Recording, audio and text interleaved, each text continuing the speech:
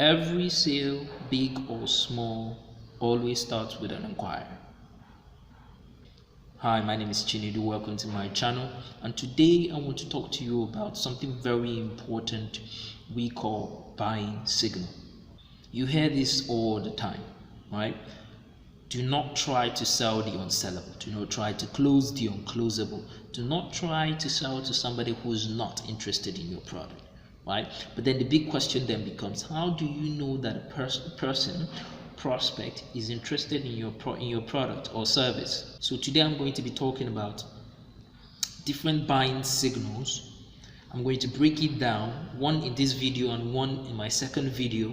But basically what I'm going to be talking about is, how do you identify that an individual is interested in your product or service?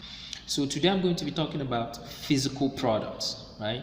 Products that you can actually see and touch, not services, not software, not any kind of service whatsoever, but physical products that you can see and touch, right? How do you know that an individual is ripe and ready and raring to buy your stuff? They're interested in your stuff, so it's just left for you to close them on the sale. So I'm going to give you 6 quick tips that you can, once you identify that in a particular prospect, you know they're ready to buy. Number 1, when a prospect is asking for a specific feature or product. What do I mean by that? When somebody walks into your shop and he's asking if you have a particular product, right? When somebody walks into your shop, he's not asking if you have a phone, he's asking, do you have Samsung? Do you have this particular model of Samsung? Or be it iPhone whatsoever. So now they're making inquiry as to a particular product that they want, right? It could also be them asking you in-depth questions about the feature. For instance, does it have this capability in memory size? Does it have this capability in camera quality? Does it have this capability in RAM? Does it have this capability? So they're asking about features, right? This could be physical, this could be online. But when for instance, how this happens online is when somebody actually visits your page, right? And then they're viewing your product and then they're going through the description. It shows you that they're interested in your product. That's one. And then the second way to identify that a prospect is ripe and they're interested in your product is when a prospect is touching your product, right? When somebody walks into your physical shop and then they pick up a particular product and then they're touching it, looking at it, and weighing 1 or 2 things, you know that they are interested in that product. All you have to do is put them in the right environment and close them on the sale. Or even if you don't close them on the sale, find a way to constantly remind them of that particular product, even after they walk out of your shop, right? This could also occur online, in the sense that when somebody is actually asking for pictures of your product, right? Or still looking at pictures of your product online, it's still them indicating interest that they want to buy your product, either for themselves or for somebody else.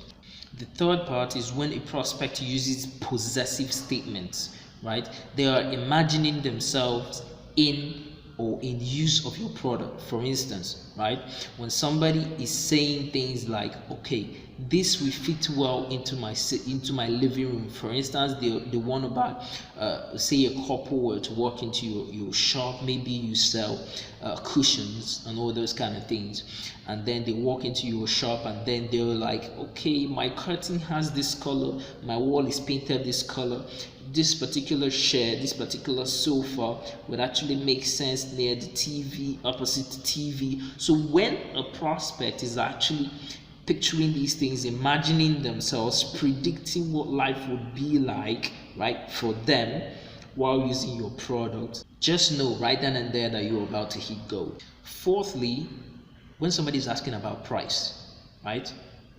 Nobody will walk up to you and ask you about price of anything unless, of course, it's something that they find useful in some way. Either they are making inquiries so they can know if they can afford it, or if they can afford it for themselves or for somebody they want to get it for. But when somebody is asking for price of a particular product, it means that they're no longer in the market to search for anything. No, they're in the market for your particular product, and now they want to know the price. right? So it's a good opportunity for you. If you're going to compromise on price, okay, maybe you can upsell them on other products later, or perhaps you make them an offer, right? They come in, you sell them something for a particular price, but then you already know that you still have other products on the back end that you can sell to them subsequently. But just get this, when somebody is asking for price, it means they're interested. All you have to do is just get in there and make the close. The fifth signal, right, is when somebody is asking for the availability of your product, how many units of that product you have. When somebody is making such an inquiry, it means they are interested in your product. And remember, every sale, whether good or bad, right, always starts with an inquiry, right? And in addition to that, when a prospect is asking for the delivery of that product, so they're asking, if I were to purchase this today, how long will it take you to make, how long will it take you to deliver to me, and all that kind of stuff. So all you have to do is give them the information they want in a relatable way, right? How would you like to be treated if it were you? That's a simple way to handle the sale. How would you like to be treated if it were you? The last buying signal that I'd like to mention here today before we get out of here. So the last buying signal is when somebody is asking for your refund policy, your warranty on your product, right? Listen, we call it risk aversion. When somebody is making a risk minimization inquiry, right? They want to know, if I were to buy this stuff and it ends up not satisfying me, can I return it? Do I have a warranty? This and that. When somebody is asking for these things, it's a clear indication that they want to buy. It's up to you to relate with them in a language that they can understand and try and treat them as you would like to be treated, right? So there you have it. These 6 buying signals, you have no idea how many times I experience them, even on my end when I'm trying to buy something, or even when I'm trying to sell somebody on something. I experience this almost all the time on a daily basis, right? Once you switch your mind, once you make yourself aware of these opportunities, I can promise you, you will make more sales, you will make more closes than you've ever made before. Why? It's a simple concept. You became more aware, right? So you understood that when somebody is asking you for something, when somebody is making a particular kind of inquiry, it's not that they're not interested, it's not that they're just asking nonsense questions, it's that they want to get a particular objection out of the way. And if you can handle that well, I can almost guarantee you will make a ton of sale. So smash the like button if you like this kind of video, and subscribe to my channel so you never missed any post I make in subsequent times, especially the next one that I'm going to be making on how these buying signals apply when you're actually selling a service or a software. Also, lastly, put in a comment below, let me know exactly how it is you intend on implementing this, if at all you are implementing it, how you've experienced these buying signals, if you've missed the opportunity before, and how you intend on taking advantage of this opportunity should it present itself to you in the nearest future.